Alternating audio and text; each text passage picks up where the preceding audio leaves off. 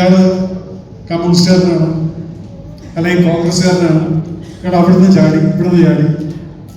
ആദ്യമായിട്ട് പറയുന്നത് എൻ്റെ ജീവിതത്തിൽ ഞാൻ ഒരു പാർട്ടിയുടെ മെമ്പർഷിപ്പ് എടുത്തിട്ടുണ്ടെങ്കിൽ അത് ഈ കഴിഞ്ഞ ഡിസംബർ 26 നമ്മുടെ പാർട്ടി പ്രസിഡന്റായിട്ടുള്ള നദ്ദാജി മാത്രമാണ്. ഇത് അടച്ച് ഇപ്പുറത്ത് ഒരു പുതിയ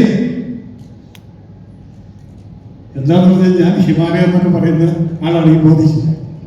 He's so tough, he's so straight, he's so clear. അദ്ദേഹം പറഞ്ഞ എന്താണ്, അവിടുന്ന് മക്കളെ ഒരു വെടി തന്നാൽ തിരിച്ചങ്ങോട്ട് 1000 അടിച്ചില്ലെങ്കിൽ ഞാൻ നിങ്ങളെ തെരുവിളിക്കും, അതുകൊണ്ട് 1000 മിനിമം അടിക്കണം.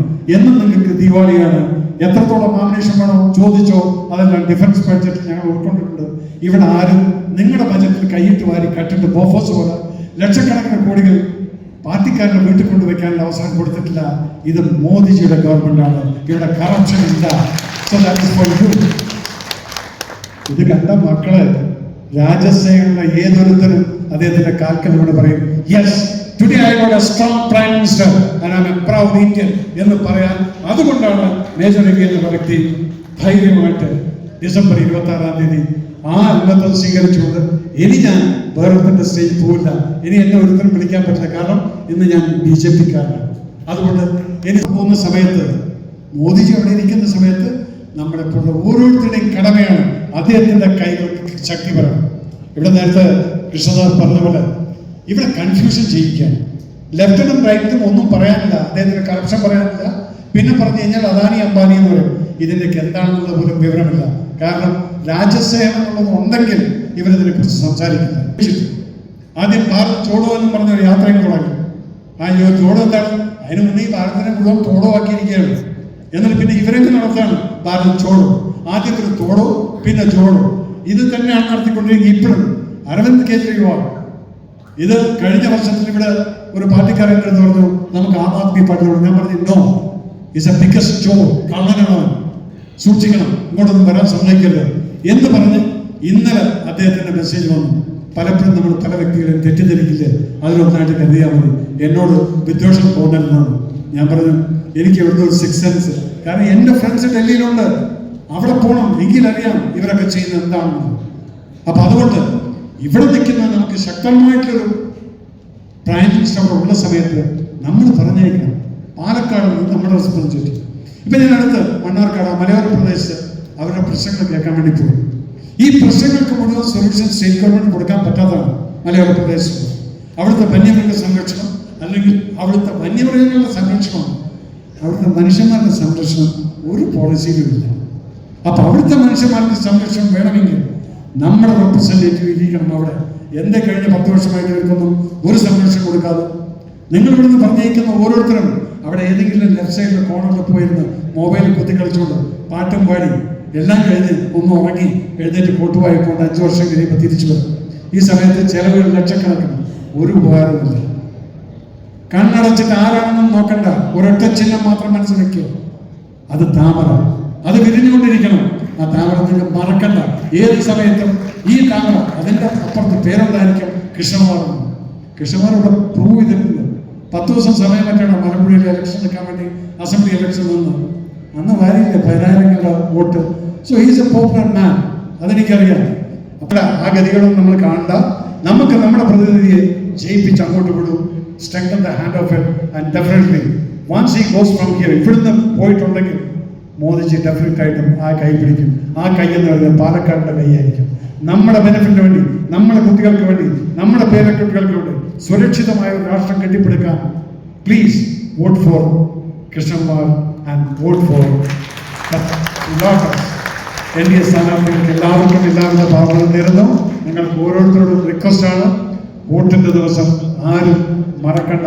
ആ ദിവസം നിങ്ങൾ അറിയുന്നവരെ കഴിയുന്ന രീതിയിൽ സംരക്ഷിച്ചുകൊണ്ട് ബൂത്തിലോട്ട് കൊണ്ടുപോയി ഓരോ വോട്ടും വേസ്റ്റ് ചെയ്യാതെ ചെയ്യൂ. ഡെഫിനറ്റ്ലി ആ ഓരോ വോട്ടായിരിക്കും, ആ നിങ്ങളുടെ വോട്ടായിരിക്കും കൃഷ്ണകുമാറിനെ ജയിപ്പിക്കും. ഓരോരുത്തരും അതുപോലെ വിചാരിച്ചു കഴിഞ്ഞാൽ we will get all the votes. So please, God bless you all. Thank you so much. Let us make sure that Kishore wins to strengthen the hand of Modi and the benefit of Parliament. Thank you so much and a big Jai Hind. Sreekandan ഒരു കാര്യം മനസ്സിലാക്കണം, 6306 അല്ല, 10,000 കോടി രൂപയിലധികമാണ് പാലക്കാടിനായിട്ട് കഴിഞ്ഞ 10 വർഷക്കാലത്തിനിടയിൽ നരേന്ദ്രമോദി സർക്കാർ പാലക്കാടിനായിട്ട് നൽകിയിട്ടുള്ളത്. എനിക്കൊരു കഥയോ തീർച്ചയായിട്ടും അംഗീകരിക്കും. ഈ തെരഞ്ഞെടുപ്പിൽ പാലക്കാടിന്റെ ചരിത്രം മാറ്റിക്കുറിക്കാൻ നമുക്ക് കഴിയുന്നുള്ള ഉറച്ച ആത്മവിശ്വാസത്തോടുകൂടി ഈ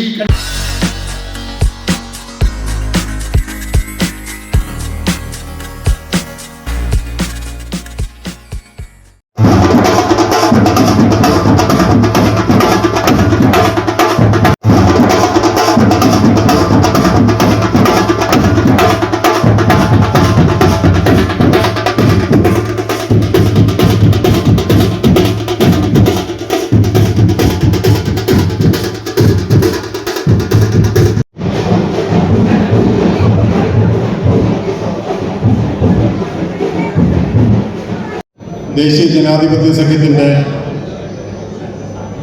പാലക്കാട് തിരഞ്ഞെടുപ്പ് കൺവെൻഷന്റെ ഔപചാരികമായ മോദിയുടെ നടപ്പിലാക്കിയത് ജനം ചിന്തിച്ചു കഴിഞ്ഞു. കേരളത്തിന്റെ അവസ്ഥ എന്താ? സർവ്വരംഗങ്ങളിലും തകർത്ത് തരിപ്പണമാക്കിയതല്ല കേരളത്തിന്റെ ഇടത് വലത് മുന്നണികൾ. ഇടതുപക്ഷത്തെയും വലതുപക്ഷത്തെയും ജനങ്ങളിൽ വിശ്വാസം നഷ്ടപ്പെട്ടിരിക്കുന്നു. സർവ്വരംഗത്തും അഴിമതി. കേരളത്തിന്റെ റവന്യൂ വരുമാനം എന്നുള്ളത് വട്ടപൂജ്യമായി മാറിയിരിക്കുന്നു. ഇങ്ങനെയൊരു ഗവൺമെന്റുകളെ പ്രതിദാനം ചെയ്യുന്ന LDF മുണ്ടിട്ടുകൊണ്ട് കേരളത്തിന്റെ പൊതുസമൂഹത്തിന്റെ മുമ്പിൽ 100% അപഹാസ്യരായി മാറിക്കഴിഞ്ഞിരിക്കുന്നു എന്നാണ് വളരെ വിനയപുരസ്സരം എനിക്ക് പറയാനുള്ളത്. ഏത് അളവുകോൽ വെച്ച് പരിശോധിച്ചാലും ഏത് ദൃഷ്ടികോൺ വെച്ച് കണ്ടാലും ഈ രണ്ട് മുന്നണികളും ഇന്ന് കേരളത്തിന്റെ പൊതുസമൂഹത്തിന്റെ മുമ്പിൽ വസ്ത്രാക്ഷേപം ചെയ്യപ്പെട്ടിരിക്കുന്നു എന്ന് പറഞ്ഞാൽ അതൊരു തെറ്റല്ല. യുവമോർച്ചയുടെ ജില്ലാ പ്രസിഡന്റ് ശ്രീമാൻ പ്രശാന്ത് ശിവൻ, മഹിളാ മോർച്ചയുടെ ജില്ലാ പ്രസിഡന്റ് ശ്രീമതി സത്യഭാമ, ജില്ലാ ജനറൽ സെക്രട്ടറി ശ്രീ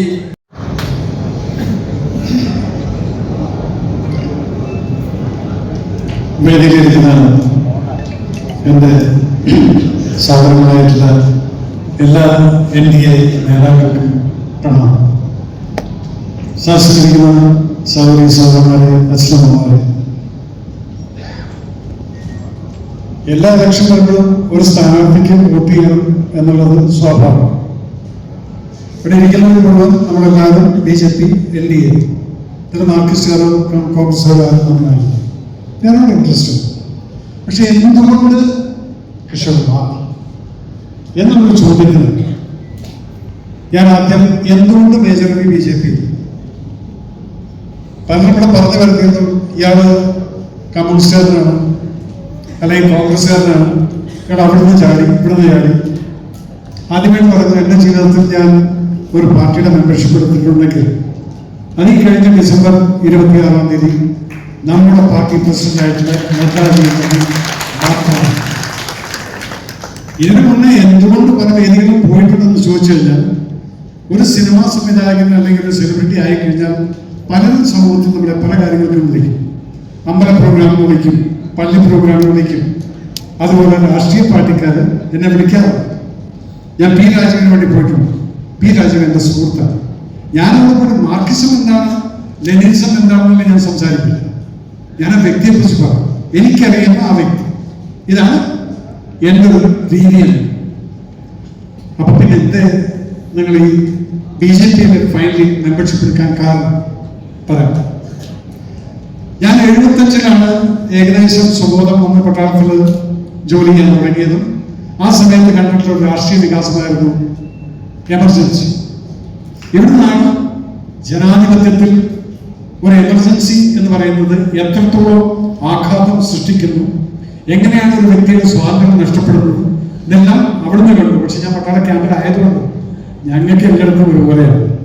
അവിടെ ഒന്നും അത്ര അനുഭവിച്ചില്ല. പക്ഷെ അവിടുന്ന് ഐ സ്റ്റാർട്ടഡ് ഫോളോയിങ് പൊളിറ്റിക്സ്. എന്നിട്ട് പിന്നീട് 88-കളിലാണ് എനിക്ക് ആദ്യമായിട്ട് നിറത്തോക്കുകളുമായിട്ട് മിലിറ്റൻസിയെ പോരാടാൻ വേണ്ടി കാശ്മീരിലോട്ട് എന്നെ പറഞ്ഞയക്കുന്നത്.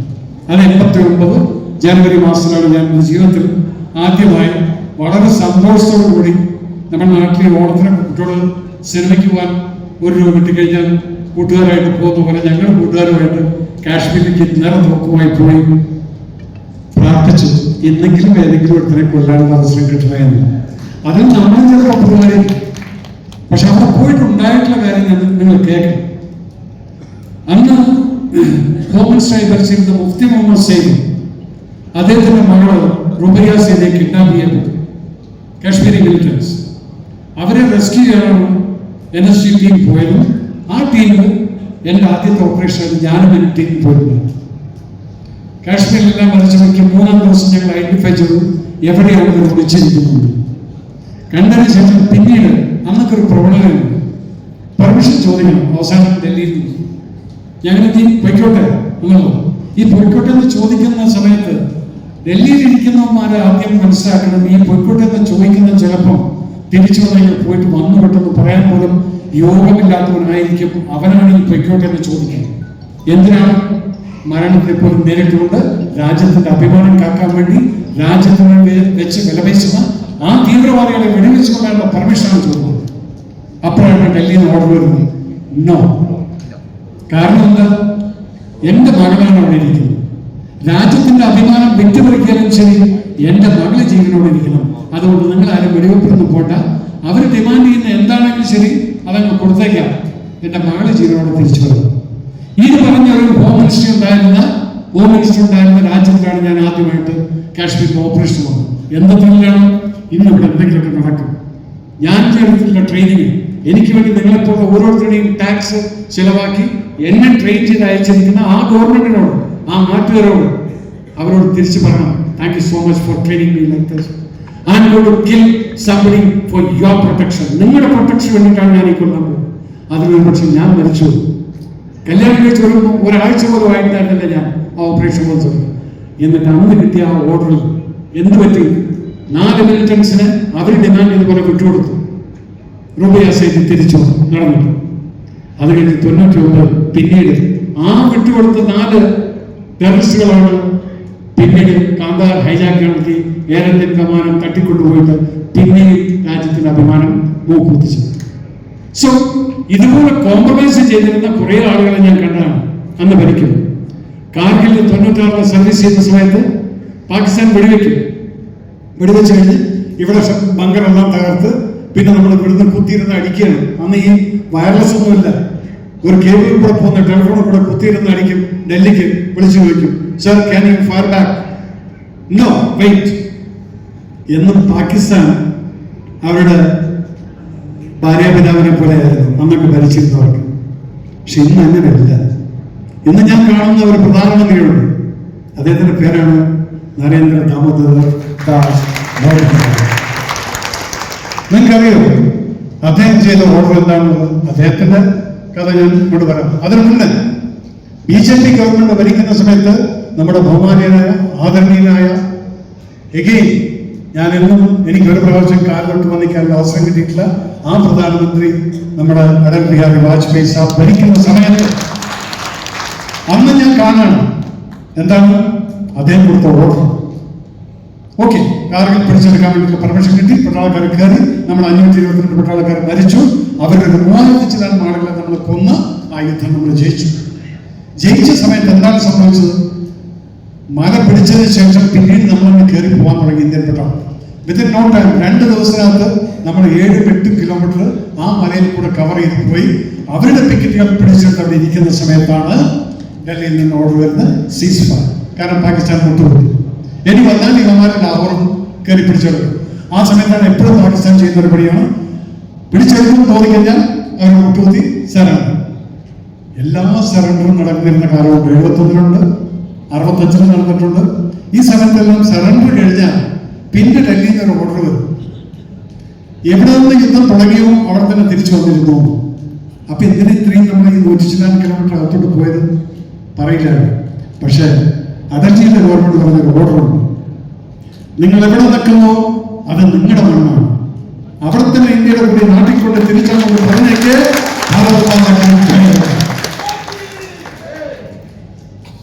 ഇത് അടൽജി.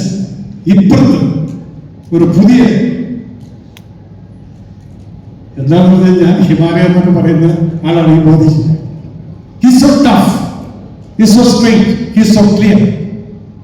അദ്ദേഹം പറഞ്ഞ എന്താണ്, അവിടെ മക്കളെ ഒരു വെടി വന്നാൽ തിരിച്ചങ്ങോട്ട് 1000 അടിച്ചില്ലെങ്കിൽ ഞാൻ നിങ്ങളെ തെരഞ്ഞെടുക്കും, അതുകൊണ്ട് 1000 മിനിമം അടിക്കണം എന്ന് നിങ്ങൾക്ക് ദിവാളിയാണ്. എത്രത്തോളം ആംബിഷൻ വേണോ ചോദിച്ചോ, അതെല്ലാം ഡിഫൻസ് ബഡ്ജറ്റിൽ ഞങ്ങൾ ഉൾക്കൊണ്ടിട്ടുണ്ട്.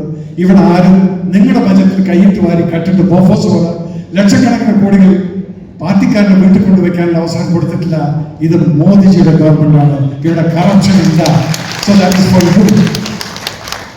ഇത് കണ്ട മക്കള് രാജസേനയുടെ ഏതൊരുത്തരും അദ്ദേഹത്തിന്റെ കാൽക്കലോട് പറയും, yes today I got a strong prime minister and I am a proud Indian എന്ന് പറയാൻ. അതുകൊണ്ടാണ് മേജർ രവി എന്ന വ്യക്തി ധൈര്യമായിട്ട് ഡിസംബർ 26-ാം തീയതി ആ അംഗത്വം സ്വീകരിച്ചുകൊണ്ട് ഇനി ഞാൻ ഗവൺമെന്റ് സ്റ്റേജിൽ പോയില്ല, ഇനി എന്നെ ഒരുത്തരം വിളിക്കാൻ പറ്റില്ല, കാരണം ഇന്ന് ഞാൻ BJP-ക്കാരനാണ്. അതുകൊണ്ട് ഇനി സെലിബ്രിറ്റി സ്റ്റാറ്റസിലില്ല, അത് അമ്പലത്തിനും പള്ളിയിലൊക്കെ ഓക്കെ, പക്ഷെ പാർട്ടി സ്റ്റേജിൽ എനിക്ക് കയറാൻ പറ്റില്ല, പോകും. സോ ഇതുപോലൊരു പ്രൈം മിനിസ്റ്റർ ഭരിക്കുന്ന സമയത്ത് നിങ്ങൾക്കറിയാം, ബോഫേഴ്സിന്റെ സമയത്ത് 25 ലക്ഷം കോടിയോളം കൈക്കൂലിയായിട്ട് കൂട്ടാതെ ഉണ്ടായിരുന്നു. അതാരാണ്? ഇറ്റലിയിൽ നിന്ന് വന്ന ഒരു കോൺട്രാക്ടറും പിന്നെ നമ്മുടെ ഇവിടെ ഇരിക്കുന്ന ഒരു ഇറ്റലി പ്രതിനിധിയും എല്ലാവരും കൂടെ ചേർന്ന്, ഭാര്യയും ഭർത്താവും എല്ലാവരും കൂടെ ചേർന്നിട്ട് രാജ്യത്തിന്റെ ലക്ഷക്കണക്കിന് കോടികൾ ബോഫേഴ്സ് വാങ്ങിക്കാൻ വേണ്ടിയിട്ട് കോട്ടായിലോട്ട് മാറ്റി. അത് സ്വന്തം വീട്ടിലും പാർട്ടി ഫണ്ടിലും പോയി. ഇപ്പൊ റീസെന്റ് ഈ ജനുവരി 4-ാം തീയതി ഞാൻ സ്കൂൾ ഓഫ് ആർട്ടിലറി, അതെവിടെയാണ്? ഈ ബോഫേഴ്സ് പോലുള്ള ഗണ്ണുകൾ ട്രെയിൻ ചെയ്യുന്ന സ്ഥലമാണ് ദേവലാലി. അവിടെ പോയപ്പോൾ ഞങ്ങൾക്കൊരു ഡെമോൺസ്ട്രേഷൻ കാണിച്ചു. Comparison of Indian made guns and foreign made guns. ഇത് രണ്ടും കൂടെ ഒരുമിച്ച് വരും. കമ്പ്യൂട്ടർ സിസ്റ്റം അവിടെ വെച്ച് സെറ്റ് ചെയ്ത് വെച്ചിട്ടുണ്ട്.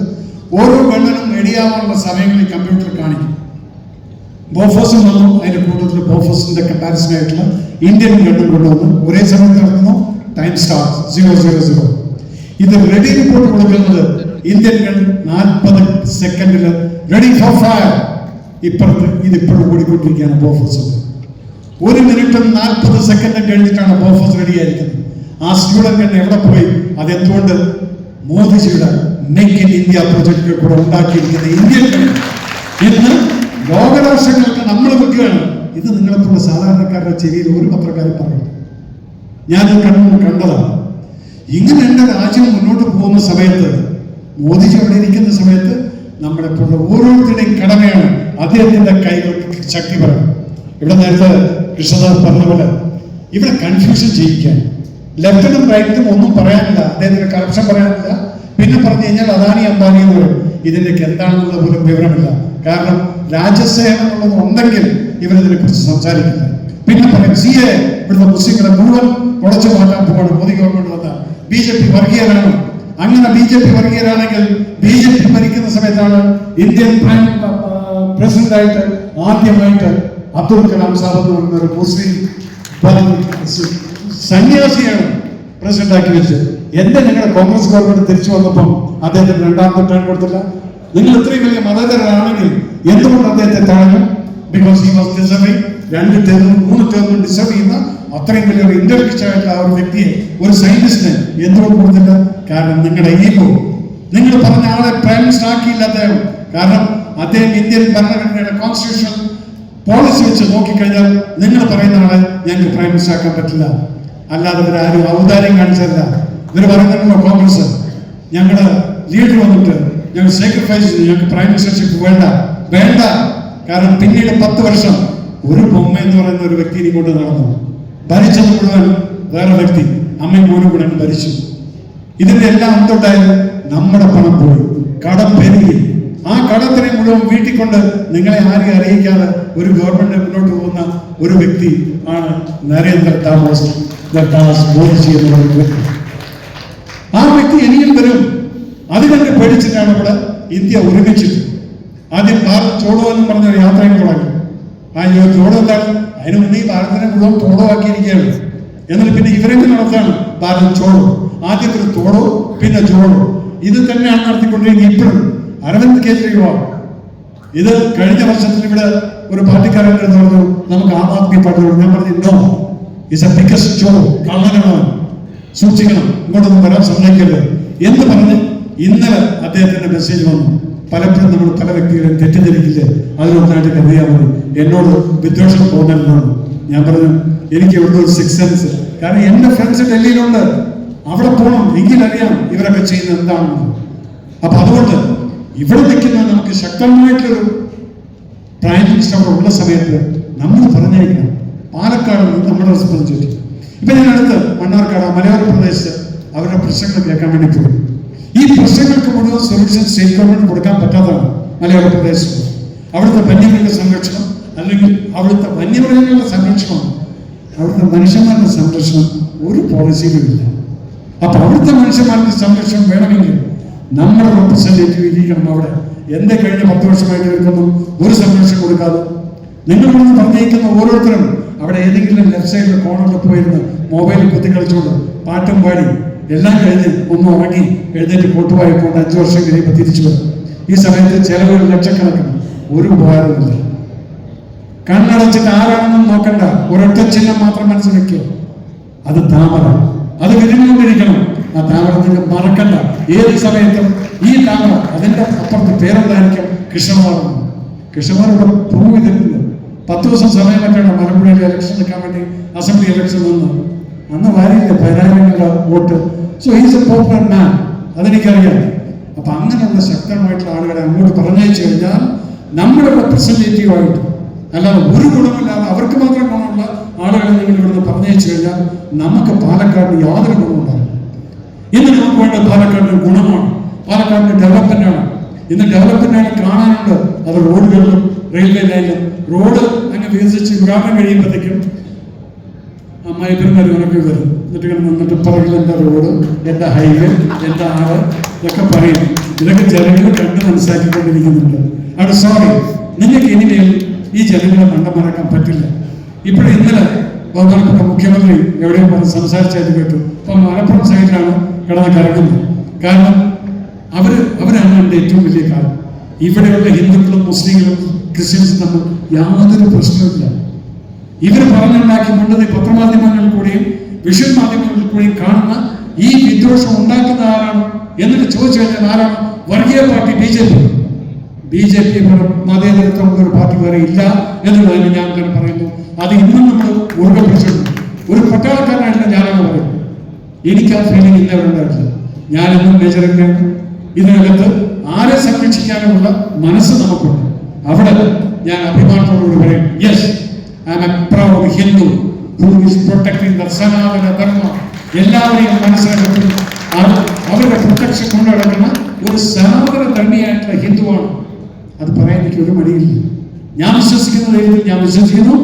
മറ്റുള്ളവരുടെ മതക്കാർ വിശ്വസിക്കുന്ന ദൈവത്തിനെ ഞാൻ ആദരിക്കുന്നു. അവർക്ക് വേണ്ട എല്ലാ വിധത്തിലുള്ള പ്രൊട്ടക്ഷൻ ഞാൻ കൊടുക്കും. അവർ ഒരിക്കലും ഇൻസൾട്ട് ചെയ്യില്ല. ദാറ്റ് ഈസ് വാട്ട് ഈസ് സനാതന ധർമ്മ. അത് അറിയാവുന്ന ഹിന്ദുവിനെ പറയാൻ പറ്റില്ല. അല്ല നിങ്ങളുടെ തലയിൽ വേറെ എന്തെങ്കിലും കയറിയിട്ട് ചൈനയ്ക്ക് ഗുണം പാടുന്നവരാണെങ്കിൽ ഒരിക്കലും പറയാൻ പറ്റില്ല. അതാണ് മുഖ്യമന്ത്രി ഇപ്പം റീസെന്റ് പറഞ്ഞു. നമ്മുടെ സംഘപരിവാറുകാർ ഇനിമേൽ ജയ്ഹിന്ദ് എന്നും ഭാരത് മാതാക്ക് ജയ് പറയാൻ പാടില്ല. കാരണം അതൊരു മുസ്ലിം സഹോദരനാണ് ആദ്യമായി പറഞ്ഞത്. യെസ്, നിങ്ങൾ പറഞ്ഞു അത്. ആ മുസ്ലിം സഹോദരൻ പറഞ്ഞത് ഇന്നും സംഘപരിവാറുകാര് മുറുകെ പിടിച്ചുകൊണ്ട് കൊണ്ടുപോകുന്നു മുന്നോട്ട്. അദ്ദേഹം ജയ്ഹിന്ദ് പറഞ്ഞെങ്കിൽ ഞങ്ങൾ അത് വിളിച്ച് പറയും. കാരണം അതെന്റെ രാജ്യത്തിന്റെ അഭിമാനമായിട്ടുള്ള ഒരു മുദ്രാവാക്യമാണ്. അതൊരു മുസ്ലിം സഹോദരൻ പറഞ്ഞെങ്കിൽ we are proud of it. എന്തിനാ മുഖ്യമന്ത്രി ഇങ്ങനെ മന്ത്രങ്ങൾ വിളിച്ച് പറഞ്ഞിട്ട് തന്നെത്താൻ റെഡിക്യൂൾ ചെയ്യുന്നുള്ളത് എനിക്ക് മനസ്സിലാവുന്നു. ഇതൊക്കെ എന്താണെന്ന് പറയും, 10 വോട്ട് കിട്ടിയിട്ട് ഇവിടെ എന്തെങ്കിലുമൊക്കെ കട്ടുപിടിപ്പിച്ച് ഞങ്ങൾ ശ്രമിച്ച് ജീവിക്കും. അതുകൊണ്ട് ഞാൻ അധികം നേതൃത്വം കുറേ ആളുകളോടുണ്ട്. കൃഷ്ണകുമാർ എന്നുള്ള വ്യക്തി, ഈ വ്യക്തിയെ എനിക്ക് കുറെ കാലമായിട്ട് ഞാൻ മലമ്പുഴയിൽ ഇത്രയധികം വോട്ട് പിടിച്ച സമയത്ത് ഞാൻ നോക്കിക്കൊണ്ടിരിക്കുകയാണ്. ഇതിനൊന്നും തന്നെ എൻ്റെ സഹോദരി, അദ്ദേഹത്തിന്റെ ഭാര്യയായിട്ടുള്ള മിനി, ഞങ്ങൾ പലപ്പോഴും രാഷ്ട്രീയത്തിൽ ഇങ്ങനെ പല കാര്യങ്ങളും പറഞ്ഞുകൊണ്ടിരിക്കുകയാണ്. പിന്നീടാണ് എനിക്കെന്നെ അറിയുന്നത് കൃഷ്ണകുമാറിന്റെ ഭാര്യയാണ്. So anyway, both of you, I wish you all the best. നിങ്ങൾക്ക് എല്ലാവരോടും എനിക്കൊരു റിക്വസ്റ്റ് ഉണ്ട്. നിങ്ങൾ കഴിയുന്ന രീതിയിൽ നിങ്ങൾ അറിയുന്ന വോട്ടർ ലിസ്റ്റ് എടുത്ത് അതിവിടെ ബൂത്ത് മെമ്പേഴ്സും ബൂത്ത് പ്രസിഡന്റുമാരും എല്ലാവരും ഉണ്ടായിരിക്കും. ആ വോട്ടേഴ്സ് ലിസ്റ്റ് ഇന്ന് തന്നെ എടുത്തുകൊണ്ട് നമ്മുടെ വോട്ടുകൾ എവിടെയെങ്കിലും അവർ ഉറങ്ങിക്കിടക്കുന്നുണ്ടെങ്കിൽ 3 മണിയാകുമ്പോഴത്തേക്കും അവരുടെ വീട്ടിൽ പോയി പിടിച്ചുകൊണ്ട് വന്ന് താമരയ്ക്ക് കുത്തിച്ചിരിക്കണം. നമ്മൾ ഒരിക്കലും വിചാരിക്കരുത് നമ്മൾ ജയിക്കില്ല. ഈ നെഗറ്റിവിറ്റി ആദ്യം മാറ്റിയെടുത്തുകൊണ്ട് നിങ്ങൾ വിചാരിക്കും നമ്മൾ ജയിക്കാൻ പോകുന്നു. We are the winners. We will strengthen the hand of Modi. അതായിരിക്കും നമ്മൾ ഓരോരുത്തരെയും മനസ്സിലാക്കുന്ന ഒരു മുദ്രാവാക്യം. ഉറങ്ങരുത്. This is the last chance for you to think. ഒരു മെമ്പർ ഓഫ് പാർലമെന്റിനെ ഇവിടുന്ന് പറഞ്ഞയച്ചിട്ട് നമ്മുടെ ആവശ്യങ്ങൾ നേടിത്തരാൻ സാധിക്കുന്ന ഒരു വ്യക്തിയെയാണ് നമ്മൾ പറഞ്ഞേക്കുന്നത്. കാരണം മോദിജി തന്നെയാണ് അവിടുത്തെ പ്രൈം മിനിസ്റ്റർ എന്നുള്ളതിന് യാതൊരു സംശയവും ആർക്കും വേണ്ട. കാരണം അതാണ് ഇപ്പം കാണുന്നത്. ഇന്ത്യ പോയിട്ട് ഇപ്പൊ ഇന്ത്യയായി, പോയി, ഇനി ഇപ്പുറത്ത് ഇനി ആയി പോകും. എല്ലാം കൂടെ കഴിഞ്ഞ ഇലക്ഷൻ വരുമ്പോഴത്തേക്കും ആരെയും കാണില്ല. നേരത്തെ കൃഷ്ണദാസ് പറഞ്ഞ പോലെ ഈനാമ്പേച്ചി മരപ്പെട്ടി ഇങ്ങനെയൊക്കെയുള്ള സൈന്യങ്ങളൊക്കെ എനിക്ക് വരാൻ പോകും. അതൊന്നും വേണ്ട. ആ ഗതികളൊന്നും നമ്മൾ കാണണ്ട. നമുക്ക് നമ്മുടെ പ്രതിനിധിയെ ജയിപ്പിച്ച് അങ്ങോട്ട് വിടും. Strengthen the hand of it, and definitely once he goes from here, ഇവിടുന്ന് പോയിട്ടുണ്ടെങ്കിൽ മോദിജി ഡെഫിനറ്റ് ആയിട്ടും ആ കൈ പിടിക്കും. ആ കൈ എന്ന് പറയുന്നത് പാലക്കാടിന്റെ കൈയായിരിക്കും. നമ്മുടെ ബെനിഫിറ്റിന് വേണ്ടി, നമ്മുടെ കുട്ടികൾക്ക് വേണ്ടി, നമ്മുടെ പേരക്കുട്ടികൾക്ക് വേണ്ടി സുരക്ഷിതമായ ഒരു രാഷ്ട്രം കെട്ടിപ്പടുക്കാൻ please vote four Krishnakumar and vote four NDA സ്ഥാനാർത്ഥികൾക്ക് എല്ലാവർക്കും എല്ലാവിധ ഭാവങ്ങളും നേരുന്നു. നിങ്ങൾക്ക് ഓരോരുത്തരോടും റിക്വസ്റ്റ് ആണ്, വോട്ടിന്റെ ദിവസം ആരും മറക്കണ്ട. ആ ദിവസം നിങ്ങൾ അറിയുന്നവരെ കഴിയുന്ന രീതിയിൽ സംരക്ഷിച്ചുകൊണ്ട് ബൂത്തിലോട്ട് കൊണ്ടുപോയി ഓരോ വോട്ടും വേസ്റ്റ് ചെയ്യാതെ ചെയ്യൂ. ഡെഫിനറ്റ്ലി ആ ഓരോ വോട്ടായിരിക്കും, ആ നിങ്ങളുടെ വോട്ടായിരിക്കും കൃഷ്ണകുമാറിനെ ജയിപ്പിക്കുന്നത്. ഓരോരുത്തരും അതുപോലെ വിചാരിച്ചു കഴിഞ്ഞാൽ we will get all the votes. So please, God bless you all. Thank you so much. Let us make sure that Kishore wins to strengthen the hand of Modi and the benefit of Palkar. Thank you so much. And a big Jai Hind. നമ്മുടെ പാലക്കാട് ലോക്സഭാ മണ്ഡലത്തിന്റെ തിരഞ്ഞെടുപ്പ് committee പ്രഖ്യാപിക്കുന്നത് നമ്മുടെ പാർട്ടിയുടെ സമാധാനത്തിനായിട്ടുള്ള ബഹുമാനപ്പെട്ട ജില്ലാ ബഹുമാന്യായിട്ടുള്ള പാർട്ടിയുടെ മുൻ സംസ്ഥാന അധ്യക്ഷനും ദേശീയ സമിതി അംഗവുമായിട്ടുള്ള ശ്രീ പി കെ കൃഷ്ണദാസേട്ടൻ, മുൻ മന്ത്രിയും CPM-ന്റെ നേതാവുമായിട്ടുള്ള ശ്രീ AK ബാലൻ, അദ്ദേഹം ഒരു പ്രസ്താവനയുമായിട്ട് രംഗത്തു. പാലക്കാടിലെ ജനങ്ങളെ അതുപോലെ തന്നെ സ്കൂൾ വിദ്യാർത്ഥികളെ എല്ലാം പ്രധാനമന്ത്രിയുടെ റോഡ് ഷോ വല്ലാതെ ബുദ്ധിമുട്ടിച്ചു. 2 ദിവസം കഴിഞ്ഞ് CPM-ന്റെ യോഗത്തിൽ അദ്ദേഹം പ്രസംഗിച്ച് ഇതിന്റെ വാർത്ത പുറത്തു വന്ന സമയത്താണ് എനിക്ക് അദ്ദേഹത്തിന്റെ അന്നത്തെ ബേജാറിനെ കുറിച്ച് മനസ്സിലായത്. പ്രധാനമന്ത്രിയുടെ റോഡ് ഷോ കഴിഞ്ഞപ്പോൾ ബാലേട്ടന് മനസ്സിലായി പാലക്കാടും കേരളവും NDAക്ക് അനുകൂലമായിട്ട് മാറി തങ്ങളുടെ പാർട്ടിക്ക് അടുത്ത തെരഞ്ഞെടുപ്പില് ഈനാമ്പേച്ചിയും മരപ്പട്ടിയുമായിരിക്കും തെരഞ്ഞെടുപ്പ് ചിഹ്നമായിട്ട് വേണ്ടി വരിക എന്നുള്ളത് അദ്ദേഹത്തിന് ബോധ്യം. അതിന്റെ ആ റോഡ് ഷോ കണ്ടതിന്റെ ബേജാറായിരുന്നു അദ്ദേഹത്തിന്റെ പിന്നീടുള്ള ഓരോ പ്രസ്താവന. നമ്മുടെ പാലക്കാട് MP വലിയൊരു നീണ്ട ലിസ്റ്റുമായിട്ട് പത്രസമ്മേളനം നടത്തി. 6300 കോടി രൂപയുടെ വികസനം പാലക്കാട് നടത്തി. ഞങ്ങൾ ഞങ്ങൾ അംഗീകരിക്കുക, അദ്ദേഹത്തിന്റെ വാദത്തെ തൽക്കാലം അംഗീകരിക്കുക. ഞാൻ ചോദിക്കാൻ നിങ്ങളോട് ആഗ്രഹിക്കുകയാണ്, 2004 മുതൽ 14 വരെ നിങ്ങളുടെ 8 കേന്ദ്രമന്ത്രിമാർ കേരളത്തിൽ നിന്നുള്ള ആളുകൾ ഉണ്ടായിരുന്നല്ലോ. അന്ന് പാലക്കാടിനായിട്ട് ആ 10 വർഷം UPA സർക്കാർ നൽകിയ തുകയെ സംബന്ധിച്ചൊന്ന് ശ്രീകണ്ഠൻ പാലക്കാടിന്റെ ജനങ്ങളോട് പറയാൻ ആദ്യം തയ്യാറാണ്. ഞങ്ങൾക്ക് ഒരു MP പോലും ഇല്ലാതെ, ഒരു ജനപ്രതിനിധി പോലും, ഒരു MLA പോലും ഇല്ലാതെയാണ് ഞങ്ങൾ പാലക്കാടിന് ശ്രീകണ്ഠന്റെ വാദം അംഗീകരിക്കുകയാണെങ്കിലും ശ്രീകണ്ഠന്റെ ക്രെഡിറ്റ് ആയിട്ട് പറയുകയാണെങ്കിലും 6306 കോടി രൂപ നൽകിയത്. ശ്രീകണ്ഠൻ ഒരു കാര്യം മനസ്സിലാക്കണം, 6306 അല്ല, 10,000 കോടി രൂപയിലധികമാണ് പാലക്കാടിനായിട്ട് കഴിഞ്ഞ 10 വർഷക്കാലത്തിനിടയിൽ നരേന്ദ്രമോദി സർക്കാർ പാലക്കാടിനായിട്ട് നൽകിയിട്ടുള്ളത്. എനിക്കൊരു കഥയോ ഒരു ഓർമ്മ വന്നത്, നമ്മുടെ പ്രധാനമന്ത്രിയുടെ എംപ്ലോയ്മെന്റ് ഗ്യാരണ്ടി പ്രോഗ്രാമുണ്ട്, സ്വയം തൊഴിൽ സംരംഭങ്ങൾ ആരംഭിക്കാൻ.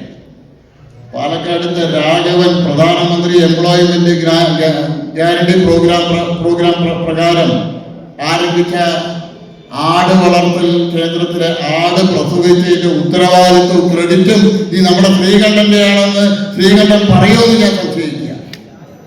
പ്രധാനമന്ത്രിയുടെ ആദിവാസി മേഖലകൾക്കായിട്ട് രാജ്യത്ത് പ്രഖ്യാപിച്ച 24,000 കോടി രൂപയുടെ പദ്ധതി, പ്രധാനമന്ത്രിയുടെ പദ്ധതി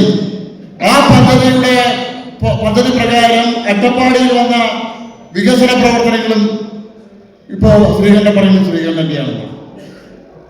അവിടുത്തെ ശ്രീകണ്ഠൻ പത്രസമ്മേളനം നടത്തി അടുത്ത ദിവസം ആ ആദിവാസി ഊരിലെ മൂപ്പൻ എന്നെ വിളിച്ചു. ഞങ്ങള് ഇന്ത്യയുടെ രാഷ്ട്രപതിയായിട്ട് ശ്രീമതി ദ്രൗപദി മുർമു തെരഞ്ഞെടുക്കപ്പെട്ട സമയത്ത് ഞങ്ങൾ പ്രത്യേക ക്ഷണം സ്വീകരിച്ചുകൊണ്ട് ഡൽഹിയിൽ പോയിരുന്നു. അന്ന് ഞങ്ങളെ കടുകുമണ്ണം ഊരിലേക്കുള്ള റോഡിന്റെ വിഷയം സംബന്ധിച്ച് ഞങ്ങൾ രാഷ്ട്രപതിയുടെ മുമ്പാകെ പറഞ്ഞു. അപ്പോൾ രാഷ്ട്രപതി അന്ന് ഞങ്ങളോട് പറഞ്ഞു, ഈ രാജ്യത്തെ ആദിവാസി മേഖലയ്ക്കായിട്ട് നരേന്ദ്രമോദി സർക്കാർ വലിയൊരു പദ്ധതിയുമായിട്ട് വരുന്നുണ്ട്. ആ പദ്ധതി പ്രകാരം നിങ്ങളുടെ ഊരിലെ റോഡിനുള്ള തുക തീർച്ചയായിട്ടും അനുവദിക്കാനുള്ള നടപടി ഞങ്ങൾ സ്വീകരിക്കുന്നു പറഞ്ഞു. അതിന്റെ അടിസ്ഥാനത്തിലാണ് കടുകുമണ്ണം ഊരിലേക്ക് 2,43,00,000 രൂപ പാസാക്കിയത്. അവിടേക്കുള്ള പാലത്തിനായിട്ട് 2 കോടി രൂപ അനുവദിച്ചതെല്ലാം ശ്രീകണ്ഠന്റെ ഫ്ലക്സ് ബോർഡ് കണ്ട് ഞങ്ങൾ വീഴാൻ പോകുന്നില്ല, ഞങ്ങൾക്ക് കാര്യങ്ങൾ തിരിച്ചറിയാൻ ഞങ്ങൾ തുടങ്ങിയിരിക്കുന്നു. ഞാൻ കഴിഞ്ഞ 15-20 ദിവസമായിട്ട് പാലക്കാട് ലോക്സഭാ മണ്ഡലത്തിലെ ഓരോ അസംബ്ലി മണ്ഡലങ്ങളിലെയും എല്ലാ ഗ്രാമങ്ങളിലും എത്തിയിട്ടുണ്ട്. 2019 ഞാൻ ഇവിടെ മത്സരിച്ച ആളാണ്. ഒരു കാര്യം എനിക്കിന്ന് ഉറപ്പുണ്ട്, മോദിക്ക് അനുകൂലമായിട്ട് പാലക്കാട് ലോക്സഭാ മണ്ഡലത്തില് ഓരോരുത്തരും മണ്ണും മാറിയിരിക്കുന്നുള്ള ഇതിന്റെ ഉറപ്പെനിക്കുണ്ട്. കാരണം ഇന്ന് പാലക്കാടിലെ ജനങ്ങളോട് മോദിജിയുടെ പദ്ധതിയെ പറ്റി പറയേണ്ട ആവശ്യമില്ല. അട്ടപ്പാടിയിലെ ആദിവാസി വനവാസി ഊരുകളിൽ പോകുന്ന സമയത്ത് അവിടുത്തെ വനവാസി വിഭാഗത്തിൽപ്പെട്ട ആളുകൾ പറയുന്നത്, ഞങ്ങൾക്ക് കുടിവെള്ളം തന്നത് മോദിയാണ്, ഞങ്ങൾക്ക് വീട് നൽകിയത് മോദിയാണ്, ഞങ്ങൾക്ക് കിസാൻ സമ്മാൻ പദ്ധതി വഴിക്ക് 2000 രൂപ 4 മാസത്തിലൊരിക്കൽ ലഭിക്കുന്നുണ്ടെങ്കിൽ അത് നൽകിയത് മോദിയാണ്. മാതൃവന്ദന യോജന പ്രകാരം ഞങ്ങൾക്ക് 5000 രൂപ ലഭിച്ചിട്ടുണ്ടെങ്കിൽ അത് മോദിയാണ് നൽകിയത്. ആയുഷ്മാൻ ഭാരത് പദ്ധതി വഴിക്ക് ഞങ്ങൾക്ക് 5 ലക്ഷം രൂപയുടെ സൗജന്യ ചികിത്സ ലഭിക്കുന്നുണ്ടെങ്കിൽ അത് ഞങ്ങൾക്ക് നൽകിയത് മോദിയാണ്. എല്ലാം നൽകുന്നത് മോദിയാണെന്ന് പാലക്കാട് ലോക്സഭാ മണ്ഡലത്തിലെ ജനങ്ങളെ തിരിച്ചറിഞ്ഞ് കഴിഞ്ഞിരിക്കുകയാണ്. ശ്രീകണ്ഠന്റെയും CPM-കാരുടെയും വിടുവായത്തൊന്നും അവരുടെ അടുത്ത് നടക്കില്ല. ഗ്രീൻഫീൽഡ് ഹൈവേ ശ്രീകണ്ഠൻ പറയുന്നത് ശ്രീകണ്ഠന്റെ നേതാവ് ദാസേട്ടൻ പറഞ്ഞല്ലോ, ഇവിടെ ഷൊർണൂർ റെയിൽവേ സ്റ്റേഷൻ വികസനം. ശ്രീകണ്ഠൻ ഷൊർണൂർ നഗരസഭയുടെ കൗൺസിലറായിരുന്നല്ലോ. എന്താണ് ഷൊർണൂർ നഗരസഭയ്ക്ക് വേണ്ടിയിട്ട്, ഷൊർണൂർ റെയിൽവേ സ്റ്റേഷന് വേണ്ടിയിട്ട് ശ്രീകണ്ഠന് ചെയ്യാൻ കഴിഞ്ഞത്? ദാസേട്ടൻ റെയിൽവേയുടെ അഡ്വൈസറി കമ്മിറ്റി മെമ്പർ ആയിരുന്ന സമയത്താണ് ഷൊർണൂർ ഉൾപ്പെടെയുള്ള പാലക്കാടിലെ റെയിൽവേ സ്റ്റേഷനുകൾ അദ്ദേഹം സന്ദർശിച്ചതിന്റെ ഫലമായിട്ട് പാലക്കാട്ടുകാരുടെ ആവശ്യം അറിഞ്ഞുകൊണ്ട് പാലക്കാടിലെ ഷൊർണൂർ ജംഗ്ഷനും അതുപോലെ തന്നെ ഒറ്റപ്പാലവും എല്ലാം നവീകരിക്കാനുള്ള തുക അനുവദിച്ച് മേടിച്ചെടുത്തത് അമൃത് ഭാരത് പദ്ധതിയിൽ. നമ്മുടെ പിറ്റ്ലൈൻ 2016 മോദി നരേന്ദ്രമോദിയെയും ഭാരതീയ ജനതാ പാർട്ടിയുടെ പാലക്കാട് നടത്തിയ ജനകീയ ഇടപെടലുകളെയും തീർച്ചയായിട്ടും അംഗീകരിക്കും. ഈ തെരഞ്ഞെടുപ്പിൽ പാലക്കാടിന്റെ ചരിത്രം മാറ്റിക്കുറിക്കാൻ നമുക്ക് കഴിയുന്നുള്ള ഉറച്ച ആത്മവിശ്വാസത്തോടുകൂടി ഈ കൺവെൻഷനിൽ പങ്കെടുത്ത എല്ലാവർക്കും അഭിവാദ്യങ്ങൾ നടന്നുകൊണ്ട് എന്റെ വാക്കുകൾ നിർത്തുന്നു. നന്ദി, നമസ്കാരം.